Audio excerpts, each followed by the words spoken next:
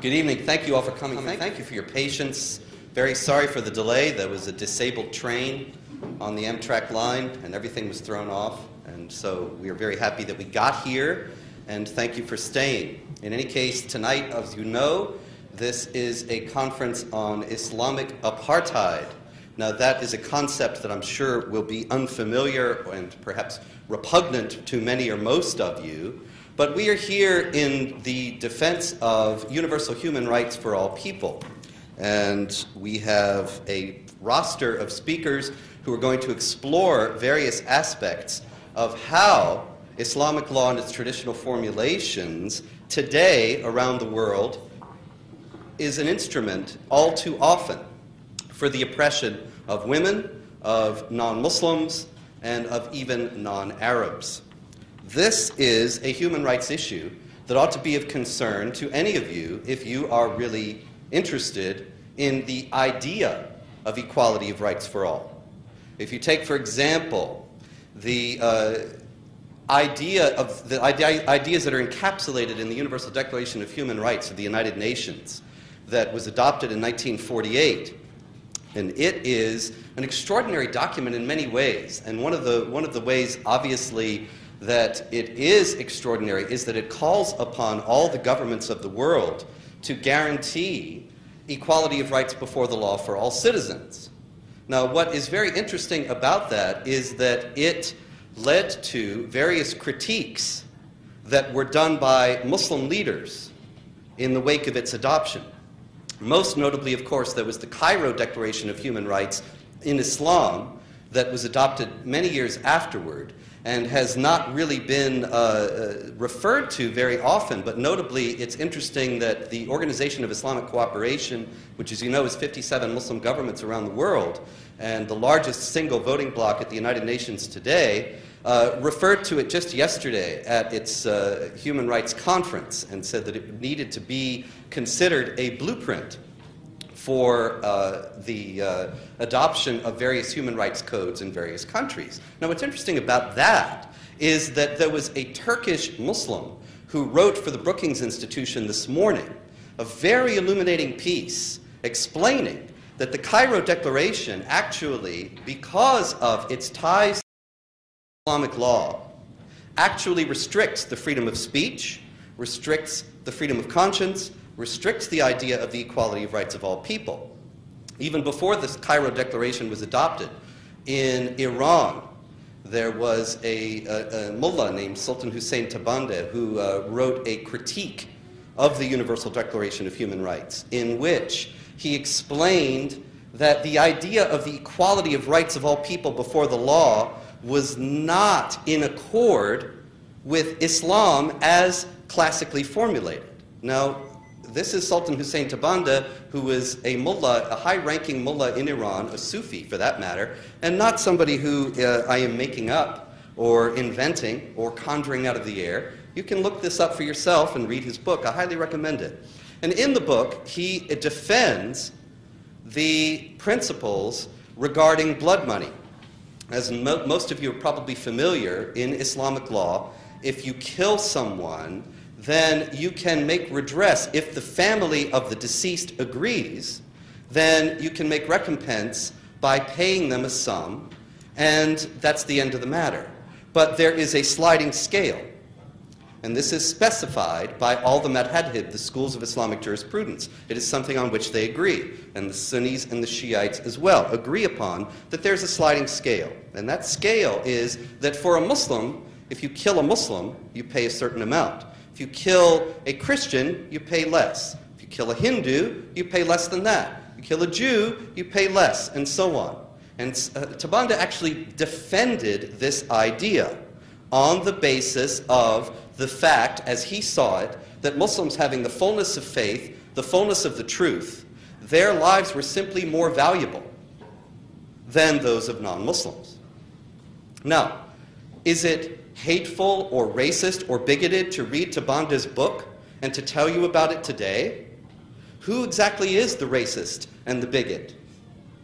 When he is the one who is saying, yes, that's very funny, that's very good, but actually the reality of the matter is that you can sit there and you can say that, but I'm the one up here defending the principle of the equality of human rights for all people, regardless of creed, and you are heckling when I am telling you about a Muslim leader who actually said that non-Muslim lives are less valuable than those of Muslims, and you call me a bigot? And look, this is not, he didn't make this up either. This is something that is entrenched within Islamic law. Now, there's going to be a question period later, sir, so I thank you, but I'm going to take questions later. I'm not going to take any questions now, and I'm not going to get in any discussions now. I'm going to take questions later. We're going to have a program here of about 20 minutes from me, 20 minutes from Ms. Geller, 20 minutes from Ms. Darwish, 20 minutes from Mr. Deng, and then we're going to have questions and answers. No. No, he didn't, because Umdar As-Salik in Al-Azhar University. Are you familiar with Al-Azhar University in Cairo? Why are you being so rude? Why don't you respect my human rights? Why are you being so rude? Why don't you respect my freedom to speak? Why are you being so rude and trying to override my ability to tell the truth? You are fronting for the most repressive ideology on earth. You are covering for an instrument of oppression and an instrument that is making people suffer all around the world. So anyway, the fact is that Tabanda didn't make this up. The fact is that this is a classic part of Islamic law. You can read this in all the manuals of Islamic jurisprudence that are available in English. You can read this in anything that is honest about Islamic law. Al-Azhar University in Cairo, which is the foremost institution in Sunni Islam, certified as a reliable guide to the belief and practice of Sunni Muslims, a manual of Islamic law that specifies exactly the same thing, that the non-Muslims' lives are of less value. And so the principle of the equality of rights of all people is what we are here to defend against the exponents of that. If you're a Muslim and you think, oh no, everybody should have equality of rights, I don't believe that there ought to be people whose lives are less valuable than others, then I think that's great. Then join us in defense of human rights. But the reality is that these things are coming from Muslim leaders. These things are coming from Muslims who have taken upon themselves the claim that they represent the belief and practice of Orthodox, Sunni, and Shiite Muslims. If you are a dissident from that authority, then more power to you. But you're a very small minority, because all the schools of Islamic jurisprudence teach these same things, and I challenge you to to show me where there is one that does not. And that's not all. Of course, as we all know, Muhammad also said, if anybody changes his religion, kill him. He said this, it's attested in the Hadith of Bukhari, and it is attested multiple times. It's also in Muslim, and it is in all the schools of Islamic jurisprudence, which here again teach that the apostate from Islam, somebody who in good faith decides that he does not believe these things, and comes to the conclusion that he would like to have a different religion or no religion at all, he must be killed. Now, does that mean he's always going to be killed? Why, of course not. But the death sentence hangs over every apostate from Islam in the world today. Now, that is a human rights issue. That's a human rights abuse. And you are standing on the other side and saying, yeah, I'm defending the people who want to kill apostates. Now, the reality is, though, that if you oppose us, as you obviously do, and we are standing and saying we believe in the freedom of conscience and equality of rights for all, then what do you believe in? Now, yeah, I'll look at any religion. There is no other religion that kills people for leaving it. No.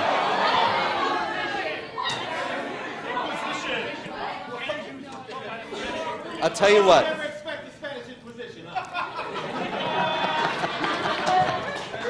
I'll tell you what, if you bring me a real live inquisitor, then you might have a point. But otherwise, we're talking ancient history. Now, we're talking about the freedom of conscience, and the equality of rights of all people, and you are trying to shout me down. We are also talking about the freedom of speech. Now, the freedom of speech is the freedom of speech is the fundamental bulwark against the tyranny and thuggery that you guys represent. The freedom of speech is the foremost protection that we have against the oppression and hatred that you people are fronting for. The freedom of speech is the foremost protection that we have so that we can find the truth and have freedom in society rather than the lockstep intimidation, thuggery, lies, and propaganda that you all represent. And so the freedom of speech is absolutely fundamental. And the freedom of speech is also denied in traditional Islamic law. One of the reasons why I offend you so much is because in traditional Islamic law, as no doubt you know, it is forbidden for a non-Muslim to mention something impermissible about Allah or Quran or Muhammad. And so, unfortunately, the definition of slander in Islamic law is not telling lies about somebody, but telling truths about them that they would rather not be known. And this is the case that you are all in. I'm telling you the truth, and you would rather it not be heard. And so, you know, and so the freedom of speech is extinguished within Islam, and you are manifesting that fear of the truth right now. And you are manifesting your addiction to lies and to hatred. And so,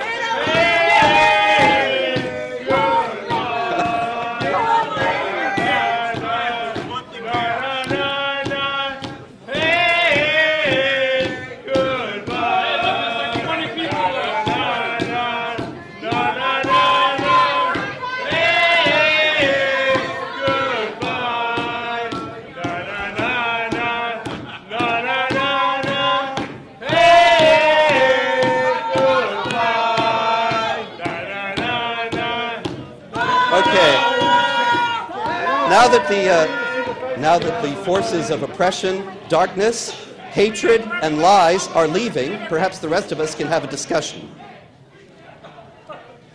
Hate speech is not freedom of speech. That's right, so go out.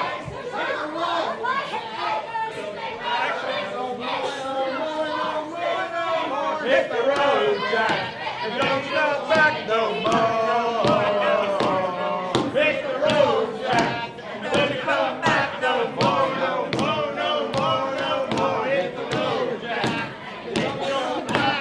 Okay.